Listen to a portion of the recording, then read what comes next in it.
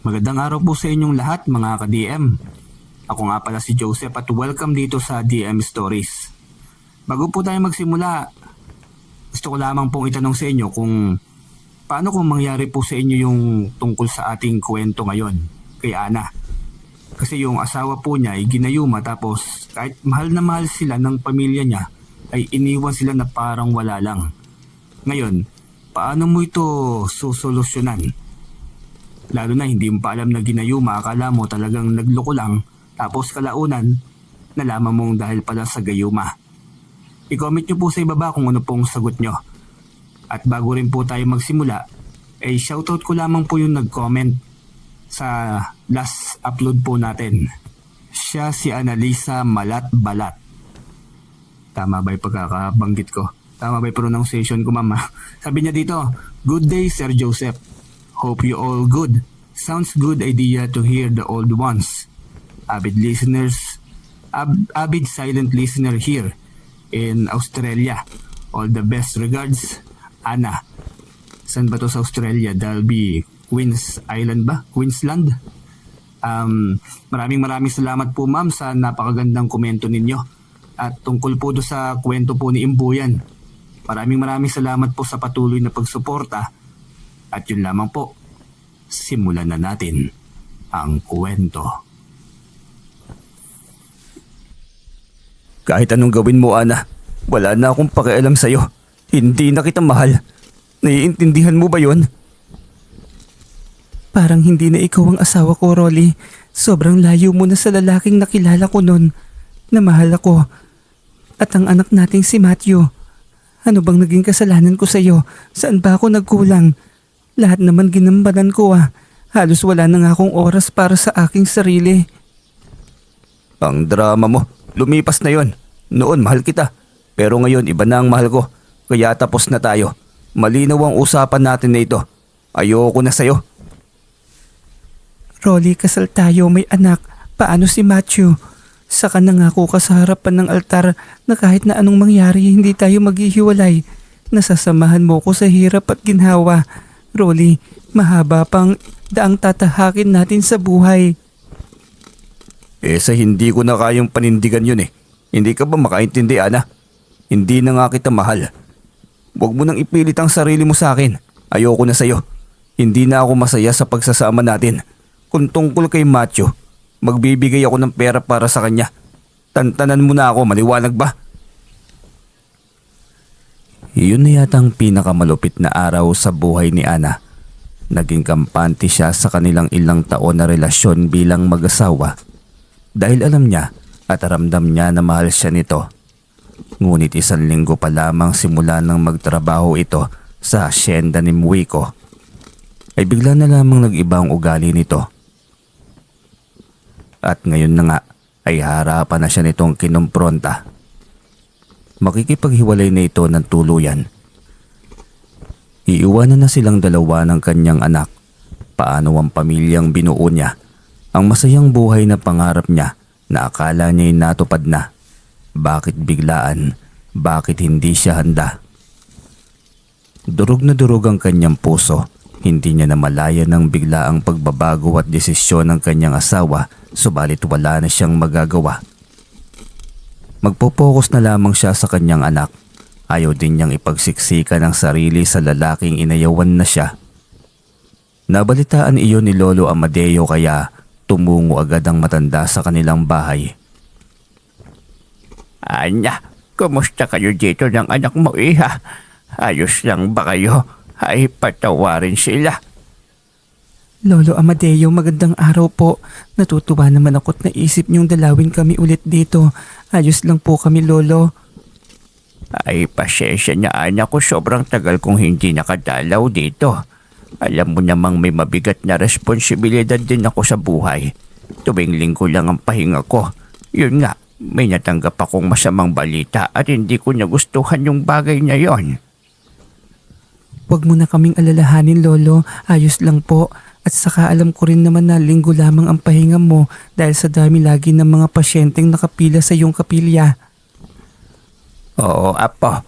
Yun ang aking misyon sa mundong ito eh. Pero gaano ba katotoo yung nabalitaan ko? Tunay nga bang naglolo ko ang apo kong si Rolly?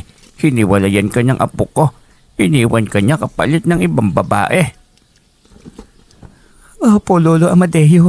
Hiniwan na po kami ni Rolly. Siguro may mahal na siyang iba. Masakit pero wala akong magawa.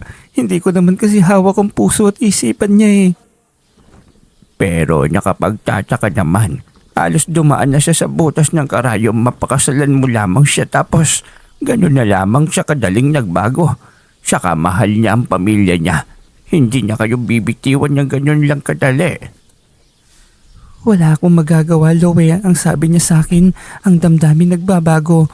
Siguro totoo, kaya unti-unti ko na lamang na tinanggap para naman bigyang daan ng kaligayahan niya. Hindi, Anya. Ikaw ang asawa. May karapatan kang ipaglaban siya. Napaisip ng malalim si Lolo Amadeo.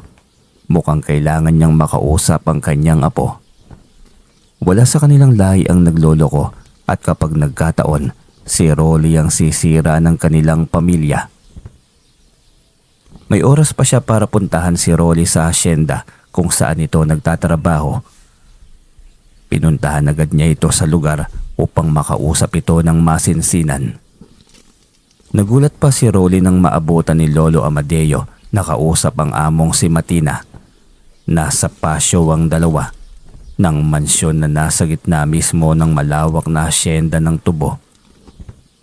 Nagtaka si Matina kung sino ang matanda at kung paano ito nakapasok ng gate. Gumamit lang ako ng tagapulag para hindi ako makita ng dalawang gwardiya na pumasok.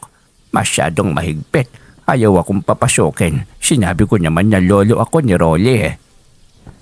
Lolo, pinatawag mo na lamang sana ako. Pupuntahan naman kita sa labas ng gate eh. Nakakahiya kay Matina itong ginawa mo, lo. Ayos na, Rolly. Total nandito. Nandito na lang din naman ang lolo mo. Ipagtapat mo na lang ang lahat. Mas mabuting alam niya na ang tungkol sa ating dalawa. Sigurado ka ba, Matina?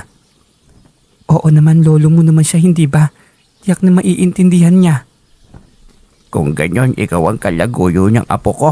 Sus Mariosep naman, Rolly. Anong nakita mo sa babaeng ito? Yaman ba? Kung sa itsura, di hamak na wala pa sa kalingtingan ito ni Ana. Kung sa edad naman, tiyak na doble ang edad nito sa iyong asawa. Apo, parang nanay mo na yan, oh. Ano bang pinakain sa iyo ng babaeng ito? Alam ko na.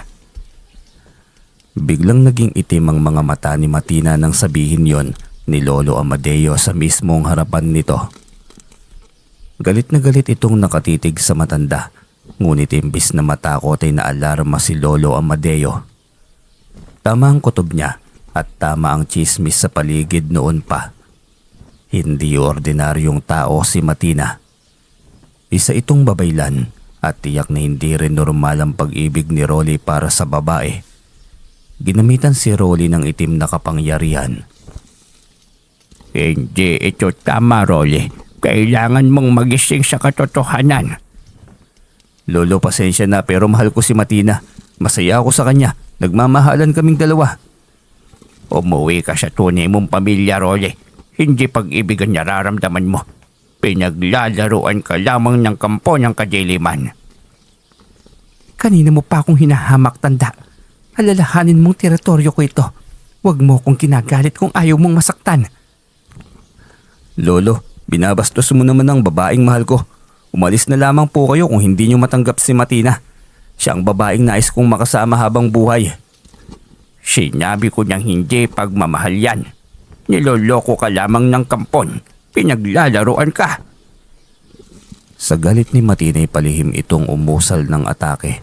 Naramdaman agad yon ni Lolo Amadeo kaya mabilis niya itong kinontra. Naglaban sila gamit ang utak hanggang sa pinagpawisan ng butil-butil si Matina. Umahangos ito na animoy umakyat sa matayog na bundok. Mahal, Matina, ayos ka lang ba? Lolo, anong ginawa mo sa kanya? Alam kong may ginamit kang orasyon para manghina siya. Bawiin mo, Lolo, pakiusap. Hindi ako maayos, Rolly, nang ihina ako. Guard, palabasin niyo ang matandang ito, bilisan niyo. Ayoko na siyang makita pang muli. Lolo, pasensya ka na pero kailangan mo nang umalis. Saka na lang tayo mag-usap. Kailangan pa ako ni Matina. Apo, pakinggan mo ko. Bago pa mahuli ang lahat, hindi mabuti ang pagkatao ng babaeng yan. Hindi siya ordinaryong tao. Lolo Amadeo naman, ang dami mong sinasabi. Umuwi ka na po, Lolo. Hindi na po ako bata, may sarili na po akong pag-iisip. Ay, mukhang malalang gayuma ang ginamit ng babaylan na yan. Hindi pwedeng wala akong gawin para sa apo ko. Kawawa ang mag-ina niya. Nag-isip si Lolo Amadeo ng paraan kung paano makakausap ang apo. Kailangan nitong makalabas sa anino ni Matina. Alam niyang gayuma ang dahilan kung bakit baliw na baliw ang kanyang apo sa babae. Gayong alam niya kung gaano nito kamahal o minamahal at pinapahalagahan ng mag-ina nito. Gayon din kung gaano kahirap ang pinagdaanan nito bago naging asawa si Ana. Pagdating niya sa kanilang bahay ay naabutan niya ang kanyang asawa na nakabulagta sa sahig ng kanilang bahay. Diyos ko, Aida. Aida, bumangon ka. Anong nangyari sa iyo? Taranta siya at pilit na ginigising ang asawa, ngunit wala na itong buhay ng kanyang pulsuhan. May lumabas na dugo sa ilong at bibig nito. Asawa ko, anong nangyari sa iyo? Sino ba'y gawa dito? Biglang bumalot ang itim na usok sa buong paligid. Ngunit mabilis din itong naglaho. Doon na kumpirma ni Lolo Amadeo na biktima ng isang babayla ng kanyang asawa.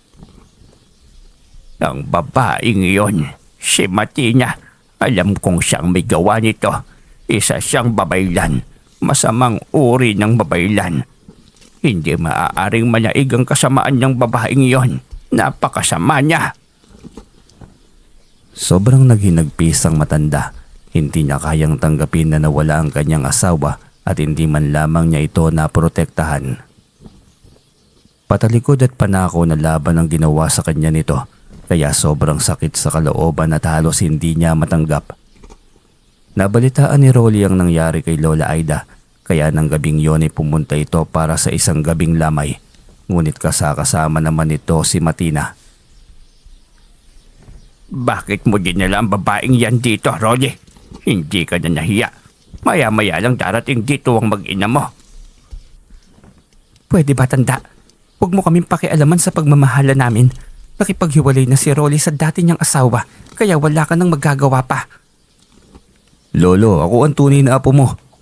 Hindi si Ana, kaya dapat sa akin ka nakasuporta. Hindi ako nagkukonsinti ng mali. Isa pa'y biktima ka rin dito, apo. Hindi ganyan. Hindi ka ganyan. Nasa ilalim ka lang din ng itim na kapangyarihan. Saka itong pagkawala ng iyong lola. Hindi ito normal. Huwag ka na nga lang makinig sa matandang yan, Rolly. Sinisiraan niya ako sa'yo. Lolo, tama na po. Nakakahiya sa mga taong narito eh.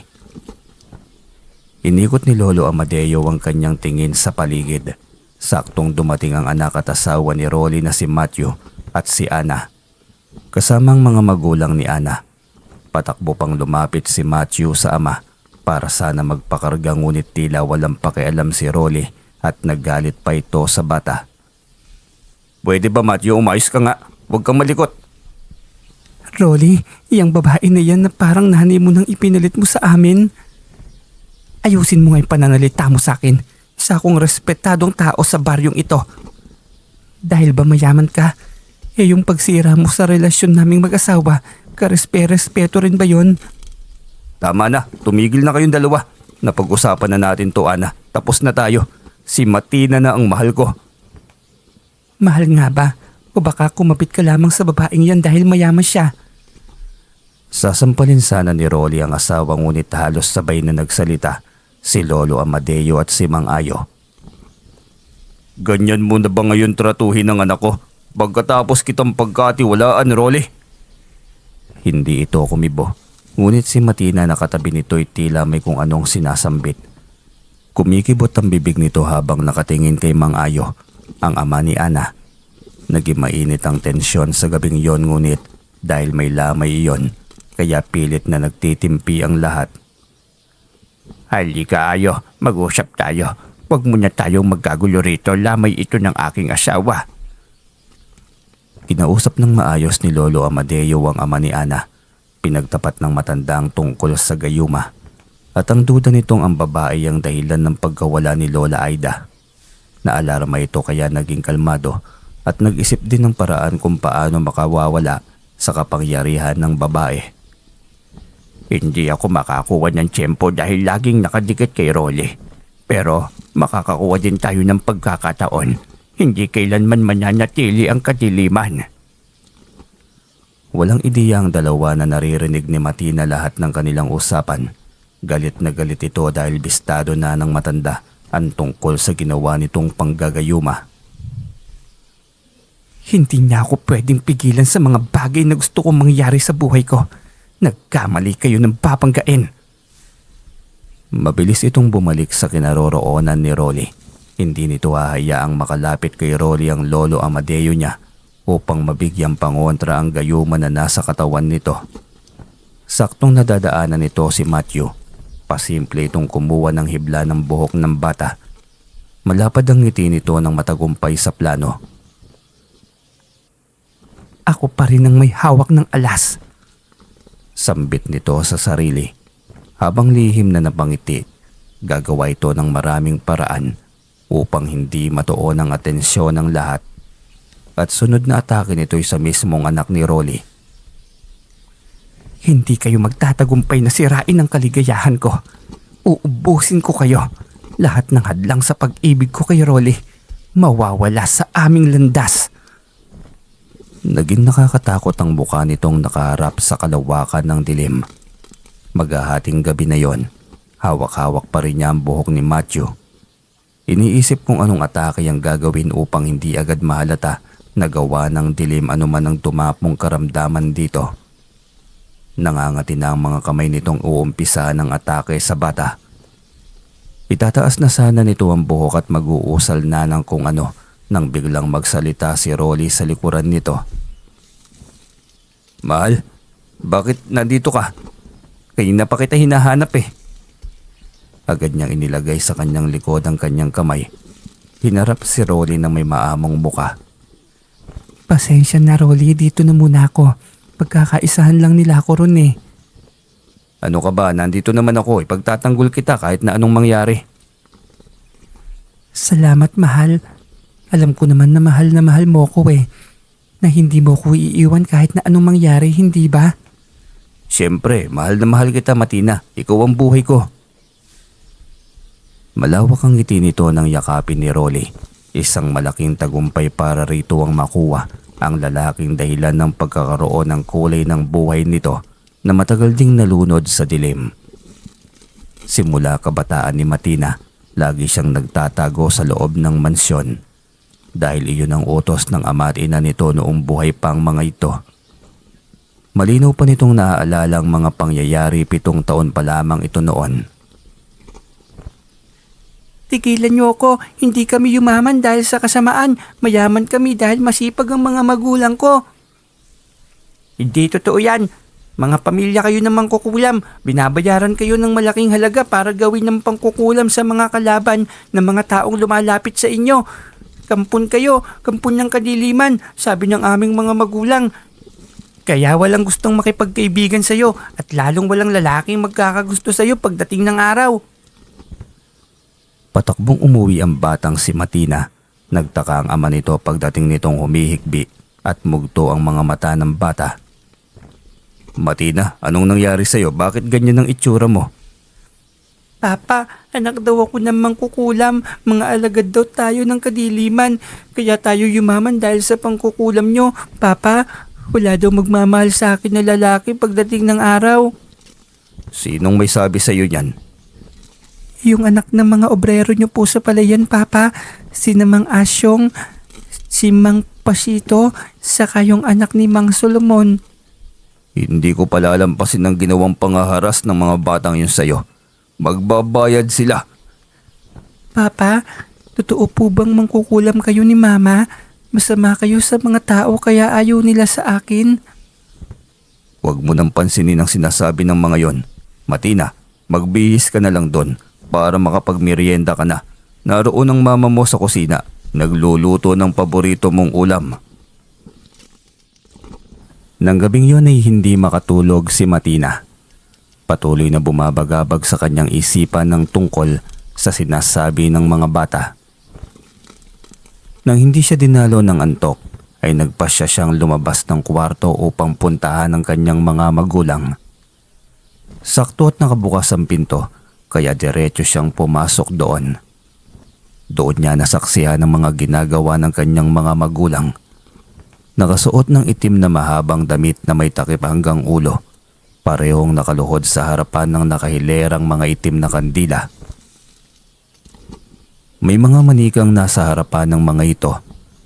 Malalaking karayom at mga larawan. Isang anino ang tila bahiganting nilalang ang mga anino ng kanyang mga magulang. Sa anino ng mga ito'y makikita ang mahabang baluktot at mahabang sungay ng mga magulang nito. Napaligiran ng itim na usok ang buong kwarto ng kanyang mga magulang. Doon niya napagtanto na totoo ang mga sinasabi ng mga bata. Siya lamang ang hindi nakakaalam sa sikreto ng kanyang pamilya. Lumapit siya sa mga ito, umiiyak, humihikbi, kaya napalingon sa kanyang ama. "Anak, bakit hindi ka pa natutulog? Pumasok ka na sa kwarto mo. Delikado rito sa labas." Papa, totoo wag sinasabi nila. Mangkukulam nga kayo. Gumagawa kayo ng masama. Walang masama sa ginagawa namin, Matina. Dinidisiplina namin ang mga taong masama sa kapwa. Katulad ng 3 batang yon, dapat sa kanila turuan ng leksyon. Napaniwala siya ng kanyang mga magulang na hindi masama ang ginagawa ng mga ito kung hindi pagdidisiplina. Kinabukasan, maagang naging laman ng balita ang sabay na pagkawala o pagkamatay ng 3 batang lalaki. Ang mga ito ang 3 bata na nagpaiyak sa kanya dahil sinabihan siyang anak ng mangkukulam. Huwag kayong lumapit sa batang yan.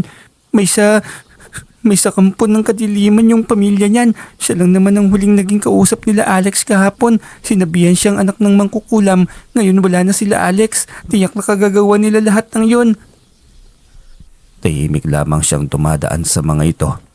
Nang malapit na siya sa mga ito'y kanya-kanyang distansya na tila ba, hindi lamang siya nakakatakot kundi nakakadiri na rin. Yun ang simula ng pagbagsak ng kanyang pagkatao at ng kanyang tiwala sa sarili. Pagdating niya sa bahay ay naabutan niya ang kanyang inang nagbabasa ng isang libro. Tiyak na libro yon ng pangkukulam. Agad niyang nilapitan ng kanyang ina. Mama, anong ginagawa nyo? Napakasama nyo nga. Hindi na kayo naawa sa mga tao. Ginawa? Saan? Ano bang sinasabi mo, anak? Huwag na kayong magmaang-maangan pa, Mama. Alam kong kayo ang may gawa ng bagay na yun sa 3 bata na nambuli sa akin. At hindi pala bully. Kumpronta pala yun kasi totoo naman. Anak naman talaga ako ng mangkukulam eh. Huwag mo sanayin na inaabuso tayo ng mga tao. Walang silbi ang kapangyarihan na dapat ay mamanahin mo kung ganyan kakalambot. Kapag mabuti ka sa kapwa mo, aabusuhin ka nila. Kaya tigasan mo ang kalooban mo, anak. Mama, paano niyo po nahaatim na maging masamang tao? Paano kayo nakakatulog sa gabi ng mahimbing pagkatapos niyong gawin ang bagay na yon? Maiintindihin mo rin lahat, Matina. Masyado ka pang bata. Hindi mo pa naiintindihan ng mga nangyayari. Hindi tayo tanggap ng mundong ito kahit anong kabutihan pa ang ating gagawin. Totoong hindi niya maiintindihan kung bakit iba sila. Kung bakit malayo sa kanyang mga kabataan. Na tila ba hindi lamang sila nakakatakot kundi nakakainis na rin. Hanggang sa maging high school siya, kahit isang kaibigan ay wala siya. Laging mag-isa, laging may sariling mundo, hanggang sa may isang bagong lipat sa paaralan. Lumapit ito sa kanya at nakipagkaibigan. Tuwang-tuwa siya dahil sa wakas ay may lumapit din sa kanya. Sa unang araw pa lamang ay tila nahulog na ang loob niya sa binatilyong kaklase. Marahil ay dahil unang beses ay may naging mabait sa kanya. Subalit 1 linggo lamang din at unti-unti itong lumalayo sa kanya. Iba na ang sinasamahan nito at marami itong dahilan. Hanggang sa tuluyan na nga siyang nilayuan kaya muli na naman siyang naging mag-isa. Doon na nagsimula ang galit niya sa mundo. Sinubukan niyang maging mabuting tao ngunit sadyang itinatakwil siya. Anak, sigurado ka na ba sa desisyon mo? Hindi ka lalabas ng bahay. Oo, Mama. Ayoko na pong mag-aral. Turuan niyo na lamang po akong maging babaylan. Kung paano gamitin ang itim na aklat na naglalaman ng maraming kapangyarihan. Simula ngayon, ayoko nang maging mabait. Walang pwedeng umabuso sa akin. Tama ang naging desisyon mo, anak. Sinasabi ko sa iyo, lahat ng gusto mong gawin magagawa mo. Lahat ng gusto mong makuha kayang-kaya mo gamit ang kapangyarihan na taglay nitong aklat ng ating lahi. Ikaw ang tagapagmana nito, Matina. Ikaw lang. Malawak ang mga ngiti ni Matina na inaalala ang kabataan niyang iyon.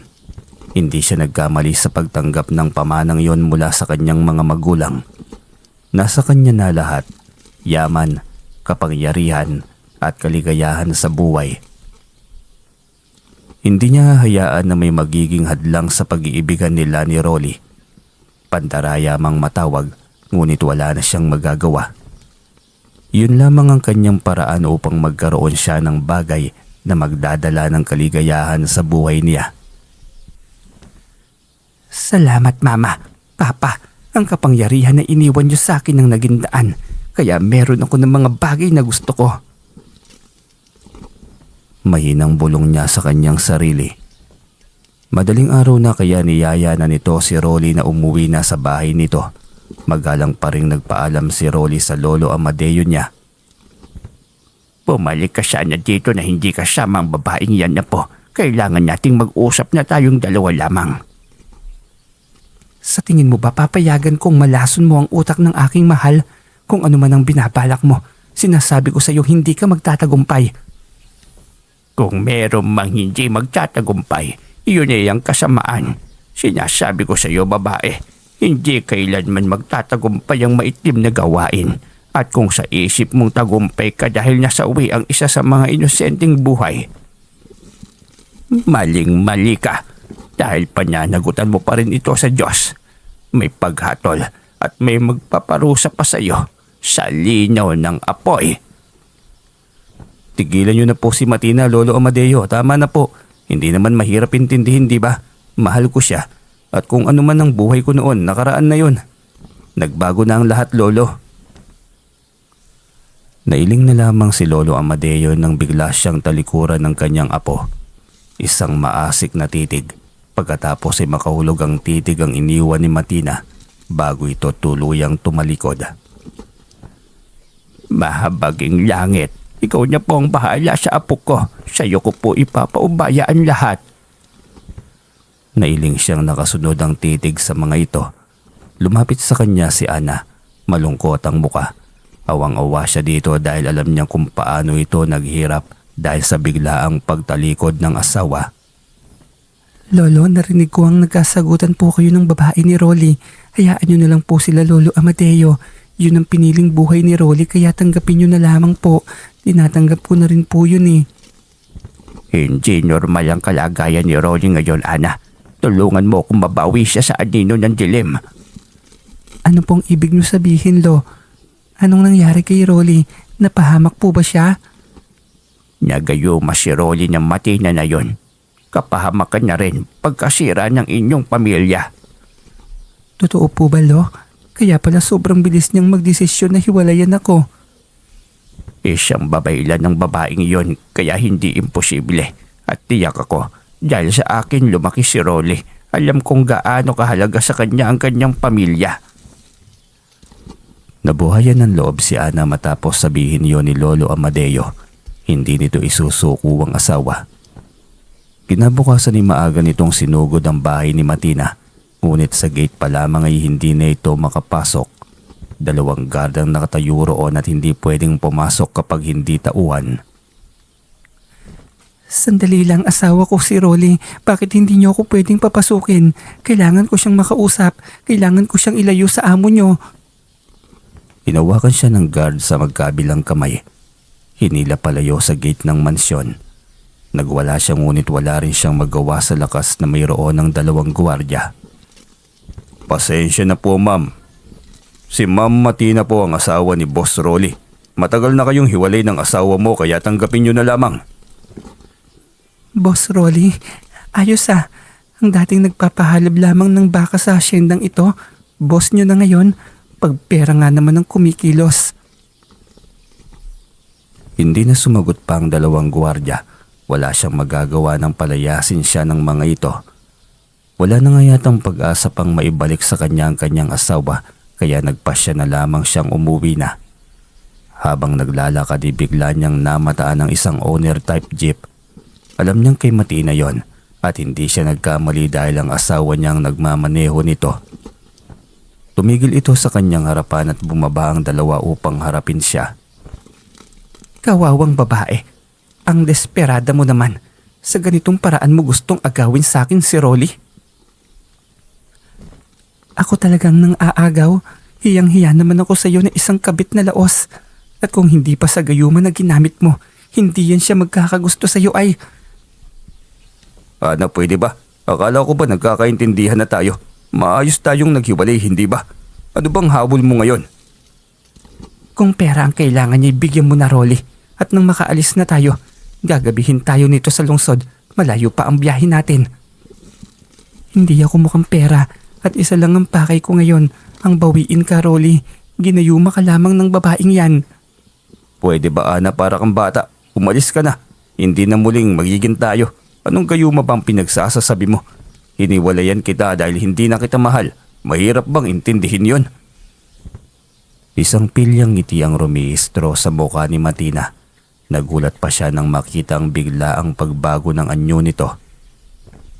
Naging maugat ang buong mukha at naging kulay itim ang mga mata. Napataras siya at biglang napahawak sa dibdib. Bigla siyang nahirapang huminga. Rolly, tulong. Halimaw siya. Kampon siya ng kadiliman. Tulong. Hindi ako makahinga. Anong ginawa mo sa akin? Mahal, ano bang sinasabi niya? Inaakusahan niya ako ng isang bagay na hindi ko ginawa. Ngayon lang kita nakitang nagdadrama ng ganyan, Ana. Mahiya ka naman. Konting respeto sa sarili mo. Itabi mo na lang yan, Rolly, para makausad na tayo. Haharang-harang kasi sa kalsada. Walang awa siya nitong hinila patungo sa gilid ng kalsada. Walang pakialam kahit nakikita nitong nahihirapan siyang huminga. Kahit anong pagmamakaawa niya rito'y tila pipi at bingil lamang ito. Huwag mong pansinin ang kadramahan ng babaeng yan, mahal. Desperada lamang siyang mabawi ka. Alam ko, Matina, halika na. Hindi na dapat natin pang pag-aksayan pa ng oras ang babaeng ito. Iniwan siya nito sa gilid ng kalsada. Halos maghihingalo na at alam niyang kagagawan iyon ni Matina. Biglang nagdilim ang kanyang paningin. Yun na yata ang kanyang katapusan. Wala na siyang dapat pang ipaglaban. Nagising siyang nasa loob na ng ospital. Puro aparato ang katawan. Nagtaka pa siya kung bakit siya naroon. Hanggang sa maalala niya ang mga pangyayari bago siya nahimatay. Ang ginawa sa kanya ni Matina. Ang nanay niyang si Aling Eyay ang nagisnan niyang nagbabantay. Napagtanto niyang nasa loob siya ng ospital. Puno ng aparato ang buo niyang katawan. Tuwang-tuwa naman ang nanay Eyay niya nang makita siyang gising na. Salamat naman at gising ka na, anak. Nag-alala kami ng sobra sa'yo. Buti na lang at natagpuan niyo ako na humihinga na Eyay. Oo, may anghel na gumagabay sa'yo. Ano ba kasing nangyari? Bakit ka nandoon sa lugar na yon? Kampo ng kadiliman ng kalaguyo ni Rolly, Nay. Siya ang may gawa nito sa akin. Kitang-kita ko ang pagkibot ng mga bibig niya tapos bigla na lang sumikip ang aking dibdib. Paano mo naman nasabi na siya dahil lamang kumibot ang bibig niya? Siyang gumawa nito sa akin, Nay. Isa siyang mangkukulam. Kinulam niya ako. Anak, ang sabi ng doktor, inatake ka sa puso. Paano naman kasing hindi ka atakihin sa puso? Tirik ang araw na binagtas mo ang kahabaan ng kalsada patungong asyenda. Hayaan mo na lang si Rolly na yun, anak. Kaya naman nating mabuhay nang wala ang taong yon. Kaya nating buhayin ang anak mong wala si Rolly.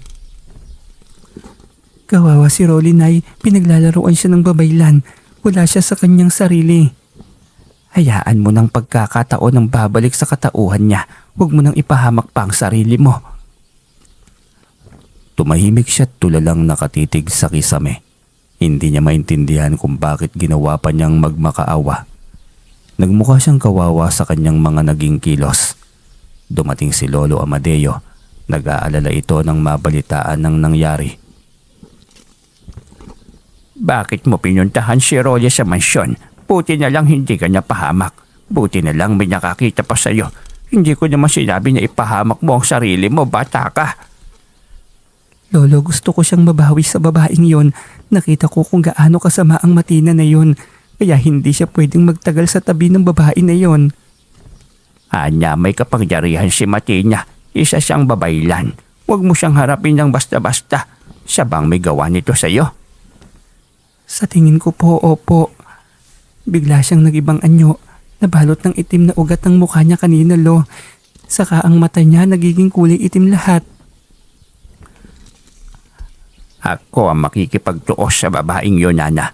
Huwag mo niyang ipahamak ang sarili mo. Huwag kang mag-alala. Pipirma tayo ng waiver. Lalabas ka namin dito dahil hindi doktor ang kailangan mo. Ako ang kailangan gumamot sa'yo. Mas lalo lamang lalala ang karamdaman mo kung dito ka magtatagal sa ospital. Hindi naman simpleng sakit yan eh. Nang araw ding yun ay inilabas siya sa ospital at doon na muna nakitira sa bahay ni Lolo Amadeo. Mabilis siyang gumaling matapos gamutin, ngunit nagisakitin siya at matamlay matapos mangyari yon. Alam ni Lolo Amadeo na dahil pa rin yon kay Matina. Napakasama talaga ng babaeng yon. Huwag kang mag-alala dahil gagawan kita ng habak para maging protection mo. Hindi niya kayang atakihin si Matthew dahil sa may habak ito. Kaya ikaw ang pabalik-balik niyang inaatake. Lolo, wala na yatang pag-asa na mabawi natin si Rolly. Sobrang tigas at sarado ng utak ng asawa ko. Nakatuon na ang kanyang atensyon sa babaeng yon.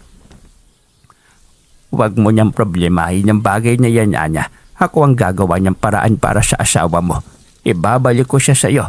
Hindi ko man may papangako kung kailan, basta sinisiguro kung darating ang araw na yon.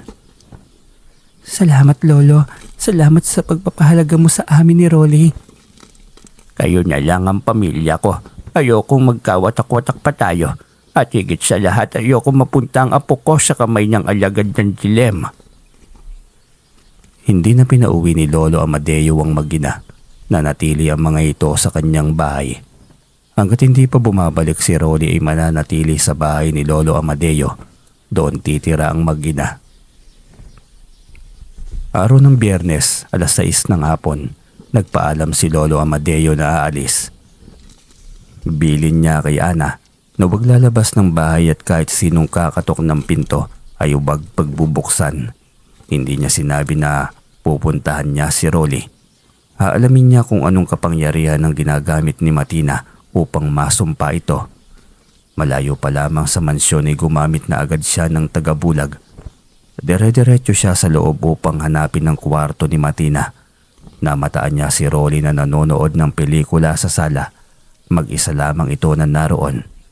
Parang ang sarap tignan ng kanyang apo sa marangyang buhay, pero maling-mali dahil ang mag-ina nitong tinalikuran na dapat ay obligasyon nito. At alam niyang hindi dahil sa karangyaan kung kaya't nananatili ito sa tabi ni Matina, kundi dahil sa gayuman nito. Dumiretso siya sa itaas ng mansyon.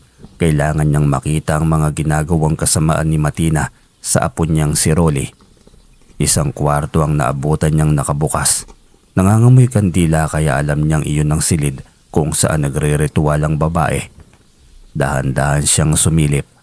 Tahimik at walang kung anong kahina-hinalang bagay o tao man na naroon. Saan galing ang amoy ng kandilang ito? Pumasok pa siya upang silipin ang loob.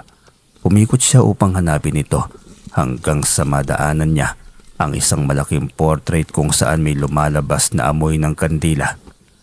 Pagsilip niya nagulat siya na mapagtanto na sikretong pinto iyon.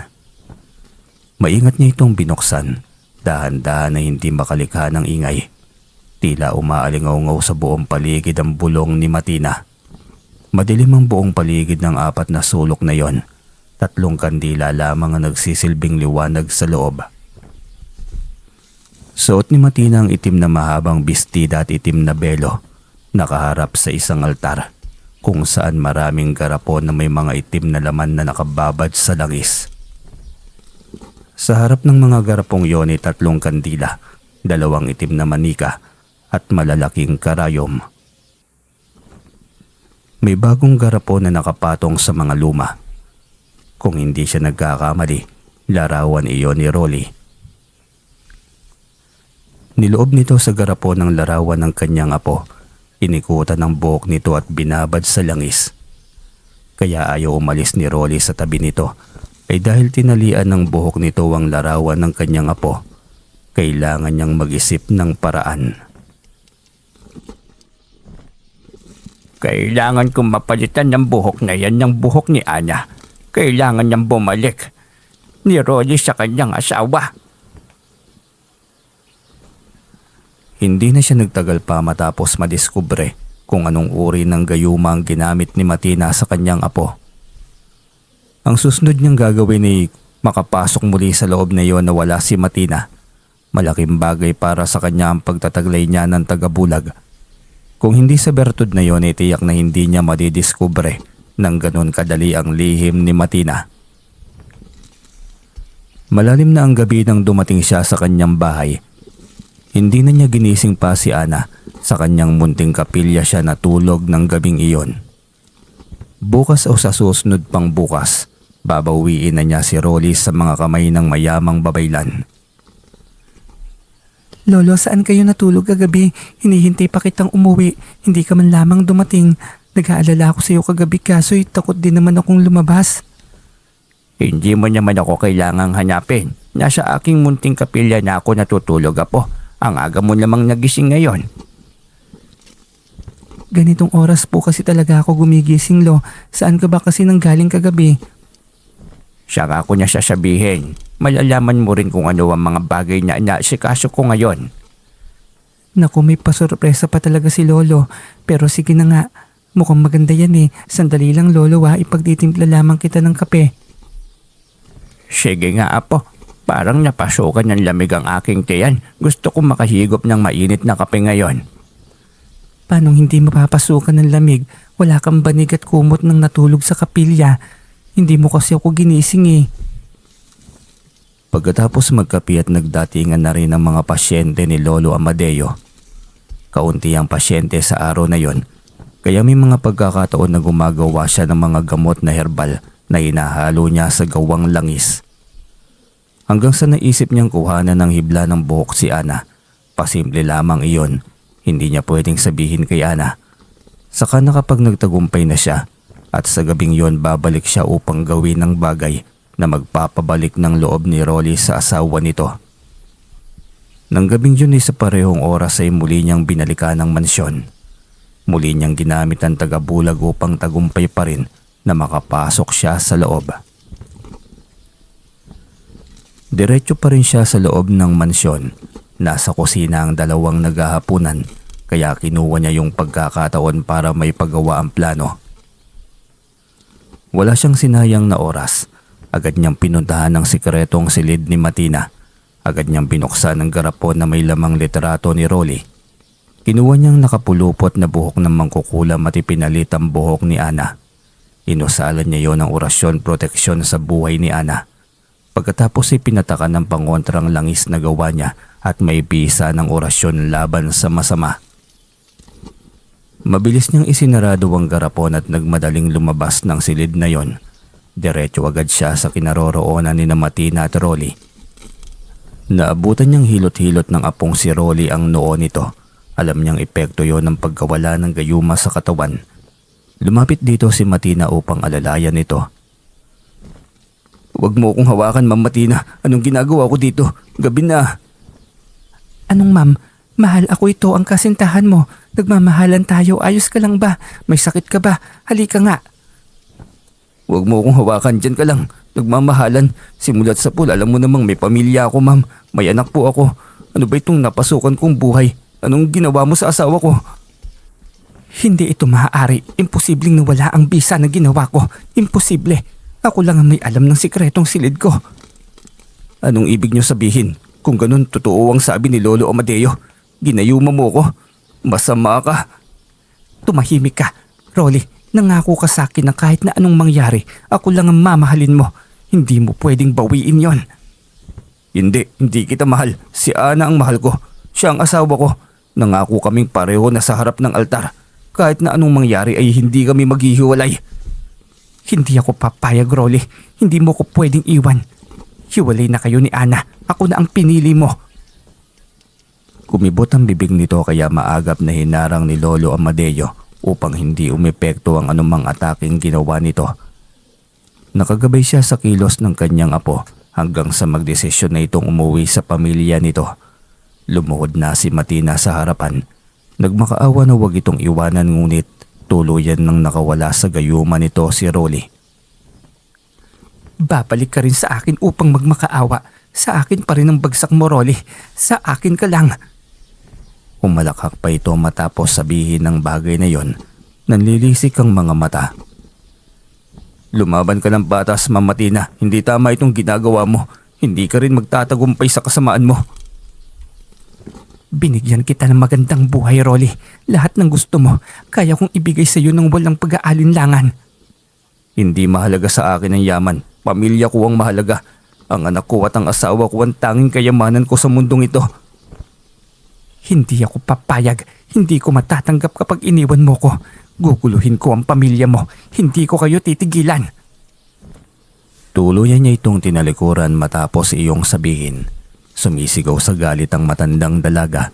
Ngunit hindi na muling lumingon pa si Rolly. Dire-diretso siyang umalis kaya sinundan na ito ni Lolo Amadeo. Nang tuluyan ng makalabas sa gate ay doon na bumulaga si Lolo Amadeo sa harapan nito. Lolo, anong ginagawa mo rito? Gabi na. Baka mapahamak kayo dito sa labas. Alam mo namang delikado si Matina. Tama ang sinabi mo sa akin nun. Hindi man lamang ako nakinig. Sinundo talaga kita. Hindi ko pwedeng hayaan na lang kitang dinadaya ng masamang nilalang na yon. Ibig sabihin ikaw ang gumawa ng paraan upang makawala ako sa gayuma, Lolo. Niligtas niyo po ako. Salamat po, Lolo. Para sa kabutihan mo, Apo. Oo naman, tama ka. Ayokong mas dumami pa ang atraso mo kay Ana. Baka tuluyan na niyang sumuko kapag nagtagal pa ang pagpapailalim mo sa itim niyang kapangyarihan. Lolo, malaki ang kasalanan ko kay Ana. Ang dami kong kasalanan at pagkukulang sa kanya. Hindi ko sinasadya. Basta na lamang akong nawala sa sarili ko. Kamuntik na siyang mapahamak noong iniwan mo sa gilid ng kalsada. Ginamitan pa ng itim na kapangyarihan ng Matina na yon. Pinalabas na atake sa puso gayong hindi naman. Pero gayon pa man naiintindihan niya ang lahat. Alam niyang nasa ilalim ka ng itim na kapangyarihan. Kaya hindi rin siya tumigil para mabawi ka sa impaktong babaeng yon. Impakta na sa muka, impakta pa sa ugali. Dinali ka sa gayuma. Mapapatawad ba kaya ako ni Ana sa mga kasalanan ko sa kanya, Lolo? Nahihiya na akong lumapit sa kanya. Sana hindi pa huli ang lahat. Sana mapatawad pa niya ako. Oo naman. Dahil alam niyang biktima ka ng gayuma. Mabait ang asawa mo. Kaya hindi ko kayang hayaan na lang ang relasyon yung winawasak ng isang babaeng alam ko na may lahing babaylan. Nandoon sila ng anak niyo sa bahay. Doon ko pinatira si Ana upang masiguro kung ligtas silang mag-ina sa kasamaan ni Matina. Lolo, salamat. Ikaw pa rin ang sumalo sa akin. Ang daming kapalpakan na dumating sa aking buhay. Hindi mo ko pinabayaan. Dahil apo kita, kilala kita umpisa pa lang. Alam ko na mahalaga sa iyo ang pamilyang binuo mo, Rolly. Hindi na ako babalik sa lugar na yon. Maghahanap na lang ako ng ibang trabaho, Lolo. Maghahanap buhay ako sa ibang paraan. Magandang ideya yan. Dapat lang. Sobrang nagpasalamat ito sa kanya dahil sa pagiging suportado at hindi niya pagpapabaya. Kung ang ibang tao napapagaling niya sa sakit, ang apo pa kaya niya nanalinlang ng isang masamang nilalang. Sobrang gulat ni Ana nang bumungad ang mukha ng asawa sa harapan ng pinto. Malalim na ang gabi nang makarating sila sa bahay, kaya nagising na lamang ito nang tawagin nila. Lolo Amadeo, Rolly, saan kayo galing? Ada, mahal, patawarin mo ko. Nandito na ako. Kinuha ko ni Lolo Amadeo sa kamay ng babaylan na yon. Hindi ko alam, Ana, wala ako sa sarili ko. Rolly, bumalik ka na sa Katinuan. Paano nangyari yon? Anya apo, wala na ang gayuma. Natanggal ko na sa kanya. Kaya oo, bumalik na ang dating katinoan niya. Hindi na siya makokontrol pa niyang Matina na yon. Alam kong sobrang bigat ng kasalanang nagawa ko, Ana. Sana mabigyan mo ko ulit ng pagkakataon na maging isang asawa at ama ng anak natin. Pangako, hindi na ako magpapalinlang pa. Hinintay ko lang naman na bumalik ka, Rolly. Naiintindihan ko ang sitwasyon. Biktima ka rin ng babaeng yon. Ipinaliwanag na sa akin ni Lolo ang lahat. Kaya ngayon masaya ako dahil wala na ang gayuma sa katawan mo. Sana hindi ka naguguluhin pong muli ng babaeng yon. Tama yan ay sige, mag-usap kayong mabuti. Ayusin niyo lahat ng gusot. Pag-usapan niyong mabuti kung anong dapat gawin upang makabangon sa muntik ng nasirang pagsasama. Pareho ang mga itong nagpasalamat kay Lolo Amadeo. Kinabukasan ay nagpasya silang umuwi ng bahay. Mag-uumpisa silang muli sa bagong yugto ng buhay nila. Nangako si Rolly na hindi na lalapit pa kay Matina. Aalagaan na lamang nito ang kanilang lupain. Magiging kontento sa buhay na mayroon sila. Ang mahalaga ay buo at walang makakasira. Salamat po ulit, Lolo. Aalis na po kami. Baka biglang sumugod si Matina. Tiyak akong hindi matatahimik yon kung sana dumito na muna kayo. Hindi ako matututo kung hindi ako bubukod, Lolo. Binigyan mo naman kami ng mga pangontra kaya ito ang aming sandata. Hindi na ako maloloko ng Matina na yon. Hindi nagkamali si Lolo Amadeo ng kutob dahil pagdating pa lamang nila sa kanilang bahay ay naroon na si Matina. Nakaabang sa kanila at sumalubong agad kay Rolly nang mamataan silang paparating. Ma'am Matina, bakit kayo narito? Hindi na po ako magtatrabaho sa asyenda. Umuwi na po kayo sa inyo.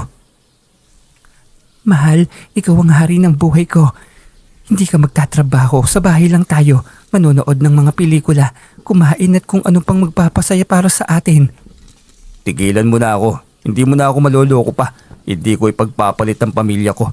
Kahit ano pang karangyaan niyang papangako mo sa akin. Umalis ka na, Matina. Hindi mo na masisira pang pamilyang binuo namin. Hindi ako makapapayag. Ganon. Ano ba ang laban niyo sa akin? Kayang-kaya ko kayong paslangin ng walang kahirap-hirap. Umalis ka na, Matina. Hindi mo kami maloloko pa. Hindi mo na ako makokontrol dahil sa gayuma. Hindi ako papayag. Nagalit ito dahil sa pagmamatigas ni Rolly. Bigla na lamang itong lumutang sa ere at nagbago ang anyo na parabang kampo ng kadiliman. Naging itim ang kulay ng mga mata at napuno ng itim na ugat ang buong katawan. Humahalakak itong nakalutang sa ere. Takot na nagtago sa likod ni Ana ang 2 taong gulang na anak na si Matthew. Hindi naman nagpatinag si Rolly. Hindi siya natatakot kahit anong pag-atake pa ang gagawin nang nasa kanilang harapan. Kampo ng kadiliman na mapanlin lang. Ang katulad mong masamang nilalang kailanman hindi magtatagumpay. At hanggat hindi ako magtatagumpay na maangkin ka, hindi rin ako titigil, Rolly. Tandaan mo yan. Para mo ng awa, Ma'am Matina. Kahit para na lamang sa anak ko, magkaroon ka rin sana ng awa. Umalakak ito nang marinig ang pagmamakaawa ni Rolly. Lumapit ito sa kanyang harapan ng matamang tumitig sa mga mata niya. Pilit siya nitong hinihipnotismo ngunit dahil sa proteksyong pinasuot ni Lolo Amadeo ay nawawala ang bisa ng masamang gawain nito. Bakit hindi umiepekto ang kapangyarihan ko? Hindi ito maaari. Ang matandang yon, siya talagang may pakana nitong lahat. Hindi mananaig ang kasamaan laban sa kabutihan, kaya pakiusap tigilan mo na kami. Dubayan mo ang pamilya ko dahil nais ko ng tahimik na buhay kasama ang mag-ina ko. Naiintindihan mo naman siguro, Matina. Bigyan mo rin ng kahihiyan niyang sarili mo. Hindi pa ito nagpatinag. Pagkatapos nitong atakihin si Rolly ay si Ana naman ang pinuntirya nito. Ngunit hindi niya yun hinayaan. Mabilis siyang lumapit at hinila palayo si Matina. Hindi inasahan ni Rolly ang tagpong yon. Ang lakas nito. Kaya nang hawakan niya ito'y tumilapon siya at namilipit sa sakit ng tumama ang likod niya sa lupa. Huwag niyo akong ginagalit. Sumama ka na lang sa akin, Rolly. Kung gusto mong maging tahimik ang buhay ng mag-ina mo. Hindi mo kami makukuha sa pananakot mo, Matina. Ilalaban namin ang aming pamilya kahit na anong mangyari. Ganon, ayaw niyo akong sundin. Pues, magsisisi kayo. Sasaktan na sana nito si Ana gamit ang kapangyarihan nito, ngunit bigla itong itinulak ni Rolly. Sumubsob ito sa lupa ngunit mabilis ring nakabangon. Galit na galit itong bumangon. Sa pagkakataong yon ay nagasik na ito ng galit. Biglang lumakas ang hangin. Halos mabuwal ang mga puno sa paligid. Sumisipol sa lakas ng bugso ang hangin sa buong paligid.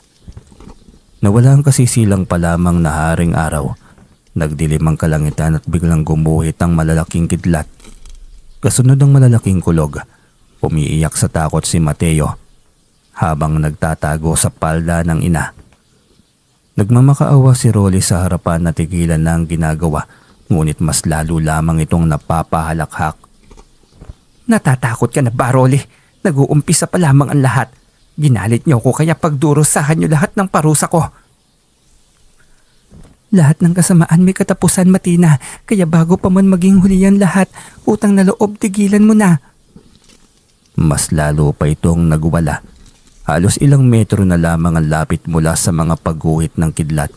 Maging si Ana ay halos mapaiyak na rin. Wala silang laban sa itim na kapangyarihan ng kanilang kaharap. Tanging proteksyon lamang mula kay Lolo Amadeo ang mayroon sila. Kaya hindi nila kayang pigilan ang pagwawala ni Matina. Ngunit biglang dumating si Lolo Amadeo. Galit na galit nitong hinamon si Matina. Hoy, babaeng babaylan. Ako ang harapin mo. Huwag ang mga walang laban sa'yo. Sa akin mo ibuhos ang galit mo dahil ako ang totoo mong kalaban. Ikaw tanda. Ikaw lagi ang sagabalatad lang sa lahat ng kaligayahan ko. Alam kong ikaw ang may gawa ng lahat ng ito. Wala akong hangad kundi katahimikan at magandang buhay ng aking apo. Hindi ko hahayaang mapailalim siya sa itim na kapangyarihan mo. Kung ganon, ikaw ang dapat kong unahin. Total nagmamagaling ka. Tignan natin kung hanggang saan yung yabang mo. Isang mahabang bagay ang biglang lumantad sa kamay ni Matina. Kulay itim na bumabalot na parabang ugat ng kahoy. Hinawakan nito ang dulo at itinutok kay Lolo Amadeo. Hindi nagpatinag ang matandang albularyo sa anumang kapangyarihan na hawak nito. Umusal ng orasyon si Lolo Amadeo upang kontrahin anumang itim na kapangyarihan na lalabas sa hawak nitong baston. Isang guhit ng enerhiyang itim ang lumabas sa dulo ng baston. Parang guhit ng kidlat iyon, ngunit isang tangkal lamang ang haba. Kahit anong paghampas nito'y hindi yun umahaba o umaabot kay Lolo Amadeo. Anong ginawa mo, tanda? Bakit hindi gumagana ang kapangyarihan ko? Gaya ng sinabi ko, hindi magtatagumpay ang kasamaan. Hindi ako makapapayag na hindi makapaghiganti. Wawasakin ko ang buhay nyo. Uubusin ko ang lahat ng inyong angkan. Lahat ng masamang kahilingan mo para sa pamilya ko ibabalik sa iyo ng Diyos. Ikaw lang ang maghihirap. Ikaw lamang ang mapapahamak. Ngayon, umalis ka na. Alis na. Sa pagkakataong yun ay si Lolo Amadeo naman ang umusal ng orasyon. Pantaboy iyon sa mga nilalang ng dilim. Hindi matiis ni Matina ang enerhiyang bumabalot dito matapos umusal ng orasyon ng matanda. Para itong sinunog ng buhay. Pulang-pula ang balat nito, kaya nang hindi nito matiis ay bigla na lamang itong naglaho sa kanilang harapan. Pinakiramdaman ni Lolo Amadeo kung nasa paligid pa ito, ngunit tahimik at maaliwalas na ang lugar. Tuluyan na itong lumisan. Wala na siya. Umalis na siya.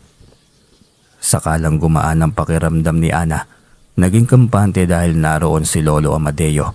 Ipinagtanggol sila. Hindi ko inasahan na darating ka, Lo. Akala ko mapapahamak na kami sa kamay ng babaeng yon.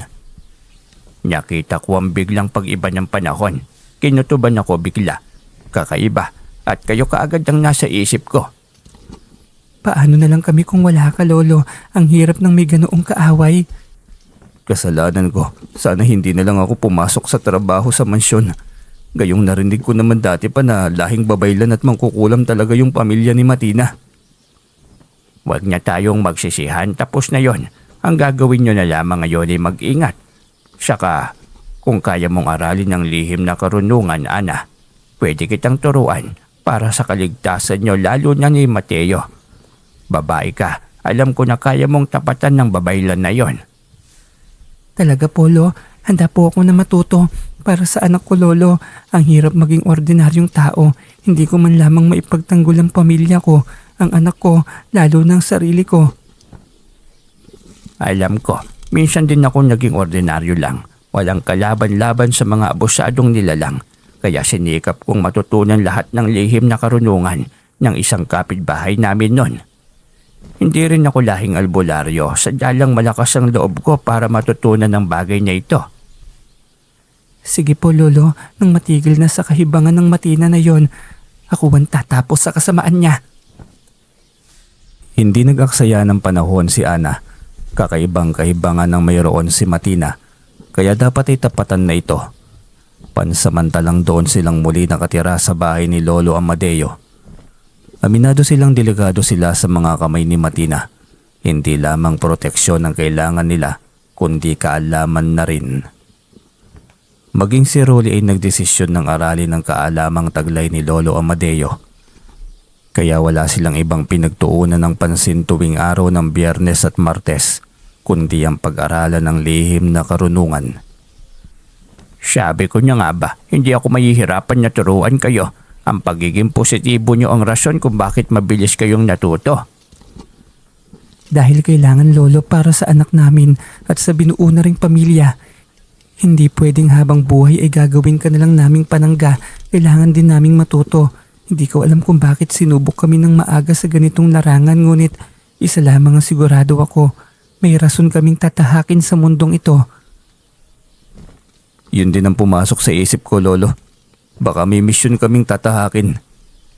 At tama kayo. Sa panahon ngayon, kailangan na talaga na may kaalaman tayong taglay. Maraming madaya, maraming mapanlinlang. Pasalamat pa rin kami dahil mayroon kaming ikaw, Lolo. Hindi kami tinuruan lamang, pinrotektahan at hindi pinabayaan pa. Opo, Lolo Amadeo, sobrang swerte namin, lalo na ako. Hindi mo ako pinabayaan na tuluyang mahulog sa bitag ng babaeng yun. Ay sus, para naman tayong nagkaroon ng drama. Natural lang yon, nag-iisang apo kita. Kaya ikaw na lamang din ang natitira sa akin. Kaya paano ko naman maaatim na pabayaan ka? Salamat po ulit, Lolo. Hindi matapos-tapos na pasasalamat sa iyo. Dagdagan nyo na lang ang apo ko para makabawi kayo sa akin. Palakihin nyo ng pamilya nyo at pamilya din natin. Tawanan silang tatlo nang sabihin yon ni Lolo Amadeo. Komportable ang kanilang buhay sa tahanan ng matanda. Hindi na naglakas ng loob si Matina na salakayin sila dahil alam nito na wala itong kakayahang talunin si Lolo Amadeo. Ngunit isang masamang balita ang nakarating sa kanila. Maraming tauhan si Matina ang sunod-sunod na pinaglalamayan. Hindi yun ordinaryo kaya biglang nabahala ang matanda. Dahil sa pagtataka ay pinuntahan nito ang lamay ng isa sa mga namaalam. Gustong alamin ng matandang albularyo kung tama ba ang kanyang hinala. Hindi siya nagkamali dahil sa bakuran pa lamang ay ramdam na niya ang sumpang nakabalot sa bangkay ng biktima. At alam niyang isa lamang ang may kagagawa nitong lahat. Agad niyang kinausap ang asawa ng pinaglalamayan. Tinanong kung anong nangyari bago binawian ng buhay ang asawa nito. Nagalit si Mama Tina dahil sinabihan ng asawa ko na kabit siya. Kumalat kasi ang balita o chismis sa loob ng asyenda na ginayuman ng babaeng yon si Rolly. At ikaw daw, Lolo, nagpawala ng bisa sa gayuman na bumabalot kay Rolly. Hindi naman yan chismis dahil totoo naman. Pero sana nanahimik na lang sila. Tuloy na pahamak sila. Hindi nyo alam kung gaano kasama yung babaeng yon. Hindi na ba matatapos ang kasamaan ng babaeng yon, Lolo? Perwisyo na rin siya sa mga tao. Kawawa ang mga inosenteng nadadamay. Nakakainis dahil wala man lamang ako magawa. Hindi naman pwedeng sugurin siya at sunugin ang kanyang pamamahay. Kasalanan yon, hindi nalalayo sa kanyang masamang gawain. Ibig sabihin na hayaan na lang siyang gumawa ng hindi mabuti sa mga tao. Hindi, kailangan lang siyang maaktuhan na gumagawa ng ritual ng kasamaan. Doon pwedeng ibalik sa kanyang ginagawa. Kapag nangyari yon, magiging tahimik na ang lahat. Wala kaming kakayahan na ganun, Lolo. Ikaw lang yata ang pwedeng gumawa ng bagay na yon. Hindi makapagdesisyon ng matanda. Alam niyang masyado na itong abusado sa kapwa, kaya dapat ay supilin na ang kasamaan nito. Pagdating niya sa bahay ay naabutan niya si Ana at Rolly na nag-uusap. Mukhang seryoso rin ang mag-asawa sa pinag-uusapan kaya nilapitan niya agad ang mga ito. Problema pa rin ba yan? Parang hindi na natapos itong problema natin ah. Lolo, nandito ka na pala. Ano pong balita? Mukhang mabigat yung mukha mo, Lolo. Masama bang balita? Sobrang sama. Masyado lang abusado sa mga tao yung matinang yon. Sabi na nga ba'y, galing dito ang isa sa kasamahan ko sa asyenda, Lolo. May pinaparating siya sa akin. Anyong bagay? Ano namang sabi? Lolo, nagbabala si Matina. Kapag daw hindi niya ako makukuwang muli, lahat ng mga taong nakapaligid sa kanya papaslangin niya. Kaya marami ngayong umalis sa trabaho. Pero hindi rin ang mga ito sigurado kung makakaligtas pa ba sila sa galit ni Matina kahit umalis na sila sa trabaho. Sobrang lala na talaga ng kasamaan niyang babaeng yon. Kailangan niya nang supilin. Kaya nag-usap kami ni Ana, Lolo, mamayang gabi. Susugod kami sa bahay niya. Kulang pa ang kaalamang mayroon kayo. Ipapahamak nyo lang ang sarili nyo. Ang mabuti pa'y maiwan ka dito sa anak mo. Kami ni Ana makikipagtuos sa babaeng yon. Aalalay lang ako kay Ana. Lolo, baka mapahamak ang asawa ko. Hindi siya mapapahamak. Hindi rin kasi pwedeng ako ang makipagtuos sa babaeng yon. Ayos lang ba sa'yo, Ana? Handa ka bang harapin si Matina? Oo naman, handa akong makipagtuos sa babaeng yon. Marami na akong natutunan at sasapat na yon. Pinaghandaan nila ang pagsalakay sa bahay ni Matina ng gabing yon. Hinanda lahat ng mga gagamitin nito. Siniguro ni Lolo Amadeo na magiging tagumpay ang gabi. Pagdating sa bahay ni Matina ay naabutan nila ito sa bakuran. Nasa loob ito ng nakahugis bilog na mga umiilaw na itim na mga kandila. Dinig mula sa kanilang kinaroroonan ng galit sa boses nito. Lolo, gumagawa na naman siya ng ritual. Sino na naman kaya ang puntirya ng babaeng ito? Tiyak akong may buhay na namang inatake ang babaeng yan. Hindi na ito maaari, kailangan na niyang tapusin. Lalapitan na ba natin, Lolo, bago pa niya mapahamak ang sino man sa gagawin niyang ritual? Hindi mo na, Apo. Kukontrahin natin ang ginagawa niyang ritual. Kapag naramdaman niya ang presensya natin, tiyak naman tayo ang kanyang aatakihin. Doon na tayo lalaban. Agad na umusal ng proteksyon si Lolo Amadeo. Pagkatapos ay kinontra na nito ang ritual ng babaylan. Alam ni Lolo Amadeo na may bisa ang ginawa niyang pangontra dahil namatay lahat ng kandila na umiikot kay Matina. Pagdilat nito ng mga mata, napagtanto nito na wala ng bisa ang ginawa nitong ritual. Galit na galit itong sumigaw. Lapastangan! Sino kang pakialam meron na nandito sa paligid ko? Ikaw na naman ba yan, hatanda?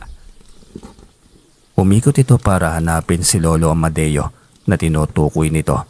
Nagtaka si Ana dahil nasa harapan sila at nahagilap na ng mga mata nito, ngunit dinaanan lamang ng paningin nito ang kanilang kinaroroonan. Nasaan ka? Lumantad ka. Harapin mo ko. Matapang kang sumugod dito sa teritoryo ko. Pwes magtutuos tayo. Pinatunog ni Lolo Amadeo ang kanyang daliri. Pinitik iyon sabay sabi na nasa harapan siya nito. Akala ko ba makapangyarihan ka? Hindi mo man lamang kami naramdaman na nasa harapan mo lang? Itigil mo yung kasamaan mo, Matilda. Kung ayaw mong mapahamak ang nag-iisang buhay mo, magbago ka na. Magbago? Para abusuhin ng mga tao? Hindi maaari. Kahit ako na lamang mag-isang manirahan sa baryong ito, ayos lang sa akin. Uubusin ko kayo. Ikaw nga itong abusado eh. Kung makapagsalita ka parang ikaw itong dihado. Kung ginawa mong magbago, edi sana nagkaroon ka pa ng katahimikan sa buhay mo. Tumahimik ka dahil wala kang alam sa buhay ko. Hindi mo alam lahat ng mga pinagdaanan ko. Huling pakiusap na, Matina. Itigil mo ito dahil kung hindi, mapipilitan kaming tapusin ang kasamaan mo. Humalakak lamang ito sa naging banta ni Lolo Amadeo. Galit na galit itong tumayo. Hindi nakapaganda si Ana nang bigla nitong batuhin ng kapangyarihan gamit ang pag-aari nitong kapangyarihang baton. Tumalsik si Ana ngunit hindi ito naapektuhan ng enerhiya dahil sa ginawang proteksyon ni Lolo Amadeo. Maging alerto ka, Ana. Huwag mong pagkatiwalaan yung mga kilos niya. Opo Lolo, pasensya na. Tignan natin kung hanggang saan ang makakaya nyo. Mali kayo ng kinalaban. Hindi kami nagkamali dahil ikaw talagang sadya namin. Kung ayaw mong magbago, doon ka na sa paraiso ng mga kampo ng kadiliman, sa impyerno.